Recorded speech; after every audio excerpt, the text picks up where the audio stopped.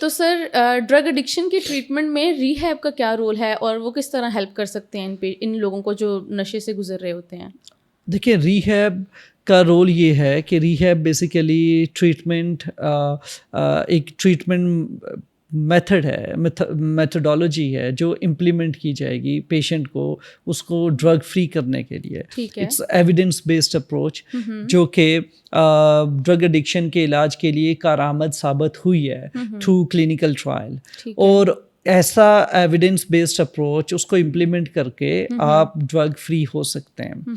تو ریہیبلیٹیشن کا جیسے ہم نے ابھی اس سے پہلے ڈسکشن کیا تھا کہ کچھ جو آؤٹ ڈور پہ، گھر پہ، خود سیلف مینجمنٹ پہ جو ایشوز ہیں وہ یہی ہے کہ جیسے ہی آپ کچھ دن گزارتے اور آپ کو لگتا ہے نہیں اب ٹھیک ہو گیا، اس کے بعد آپ دوبارہ ریلیپس ہو جاتے ہو.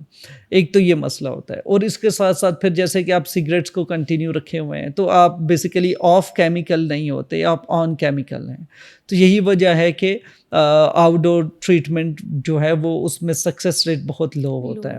اچھا، اب انڈور ٹریٹمنٹ کی جو پازیٹیو سائڈ ہے وہ یہی ہے کہ آپ کو ایک کنٹرولڈ انوائرمنٹ ملے گا اور ایک سگنیفیکنٹ اماؤنٹ آف ٹائم، جیسے اگر ہم آئی آر سی کی بات کرتے ہیں تو 120 days ہیں، تو 4 months کے لیے آپ کو کنٹرولڈ انوائرمنٹ ہے.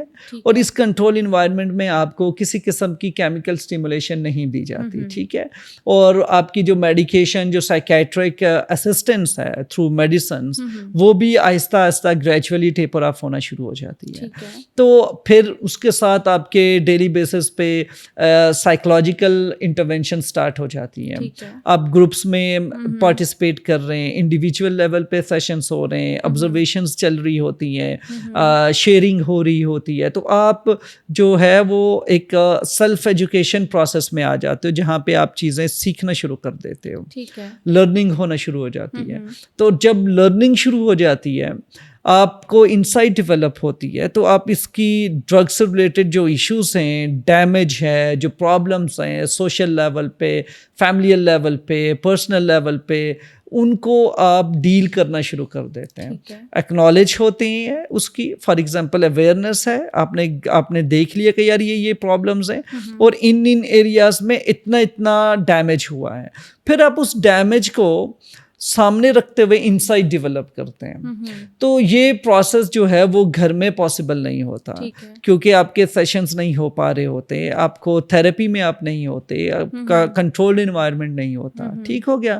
پھر اس کے ساتھ ساتھ آپ اپنی زندگی سے باقی تمام چیزوں سے جو ٹریگرز ہیں، ریلیپس پریونشن ہے، اسی طرح سے جو ایسوسیشنس ہیں، جو آپ نے کنڈیشنز اپنے ڈرگ ایڈکشن کے ساتھ جوڑ کے رکھی ہوئی ہیں، ان کو بھی دیکھا جاتا ہے، ان کو بھی انرتھ کیا جاتا ہے، انکور کیا جاتا ہے. اور پھر ایک انسائٹ ڈیولپ ہوتی ہے ہر لیول پہ کہ جب ہم ڈرگس میں چلے جاتے ہیں، شروع میں پلیئر ہوتا ہے، لیٹر آن ہم اپنی ایموشنل مینجمنٹ بھی ڈرگس کے ساتھ کر رہے ہوتے ہیں.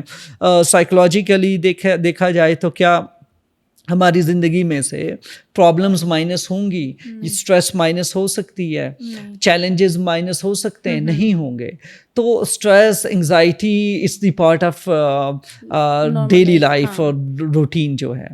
تو ہوتا یہ ہے کہ جب ہم ڈرگس پہ ہوتے ہیں تو اسٹریس ہے تو ڈرگس کی مقدار بڑھ جائے گی، وہ 2 سگریٹ سے 4 سگریٹ پہ چلی جائے گی اور انٹیک بڑھ جاتا ہے. اور ہم بیسیکلی میڈیکیٹ کرنا شروع کر دیتے ہیں اپنی ایموشنل اور سائیکولوجیکل اسٹیٹس کو، حالانکہ اس وقت آپ نے ان ایموشنل اور سائیکولوجیکل اسٹیٹس کے ساتھ گروتھ کرنی ہوتی ہے، آپ نے انسائٹ ڈیولپ کرنی ہے. فار ایگزامپل میں ایک پرابلم میں ہوں اور میں اس پرابلم کی وجہ سے اسٹریسڈ آؤٹ ہوں، مجھے انگزائٹی ہو رہی ہے. تو وہ انگزائٹی اس لیے ہو رہی ہے کہ میں اس کو پرابلم کو جب تک سالو نہ کروں تو میرے پاس اتنی موٹیویشن ہو، اتنا فیول ہو کہ میں اس پرابلم پہ کام کر سکوں. اور آپ کیا کرتے ہو، آپ اس فیول کو ختم کرنا چاہتے ہو، آپ اس کو کہیں پہ جو ہے نا ڈرگ کی وجہ سے جو ہے نا اس کو بلنڈ کرنا چاہتے ہو، اس انگزائٹی کو بلنڈ کرنا چاہتے ہو، اس اسٹریس کا جو سپارک ہے اس کو ختم کرنا چاہتے ہو. ہوگا کیا، پرابلم تو ادھر ہی پڑی ہوئی ہے، میں نے کام کرنا چھوڑ دینا ہے، میں نے اس پرابلم کو ریزالو نہیں کرنا، میں نے اس اسٹریس کو ڈیل نہیں کرنا. اب ہوگا کیا کہ ٹھیک ہے آپ ڈیلے کر رہے ہو، آپ ڈس فنکشنل ہو رہے ہو اور ڈس فنکشننگ کی طرف جا رہے ہو. پھر یہ ہوگا کہ 5 دن بعد پھر پرابلم تو وہی ہے, پھر سٹریس آئے گی. اب کیا کرو گے؟ کیا بار بار ڈیلے اور پوسٹ پون کرتے چلے جاؤ گے؟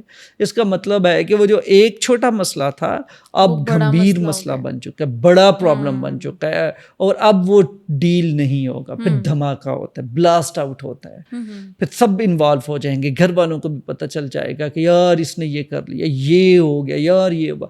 چھوٹے چھوٹے چھوٹے چھوٹے اسٹریسز جمع ہوتے چلے جاتے ہیں. کیوں؟ آپ چھوٹے چھوٹے اسٹریسز کو کنفرنٹ ہی نہیں کرتے ہو, ڈیل ہی نہیں کر رہے ہو. سو ڈیلی بیسس پہ ایشوز آئیں گے, ڈیلی بیسس پہ ریزالو کرنا ہے. Every next day is a new day, it's a new life.